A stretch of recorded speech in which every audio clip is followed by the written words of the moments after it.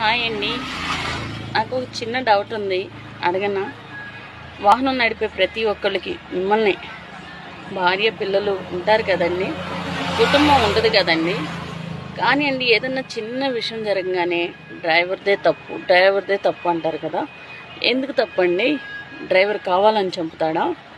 డ్రైవర్కి కుటుంబం ఉండదా? మీ అందరికీ ఒక సంగతి తెలుసా అండి?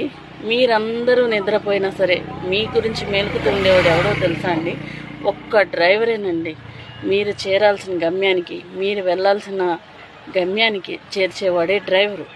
ఆ దేవుడు తర్వాత మరో దేవుడు ఉన్నాడు అంటే ఒక డ్రైవరేనండి. ఏమండి, మీకు సంగతి తెలుసా? మీ ప్రాణాలు తీసే కంటే ముందు తన ప్రాణమే పోయిద్దండి.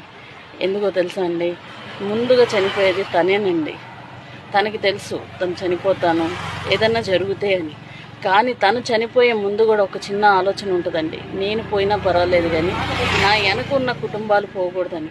తన కుటుంబం గురించి కూడా ఆలోచిస్తాడో లేదో తెలియదు, కానీ మీ అందరి గురించి ఆలోచించి తన ప్రాణాలు కూడా తీసుకుంటాడు. డ్రైవర్ అంత గొప్పవాడండి. డ్రైవర్ని తక్కువ చేసి మాట్లాడకండి. వాహనం నడిపే ప్రతి ఒక్క డ్రైవర్కి చేతులెత్తి నమస్కారం. మీ కుటుంబాల గురించి కూడా ఆలోచించి మీరు వాహనం జాగ్రత్తగా నడపండి. డ్రైవర్ని తక్కువ చేసి మాట్లాడకండి. అర్థమవుతుందా? ఏ మనిషి కావాలని ఏ ప్రమాదం చేయడండి. ఇది నిజం.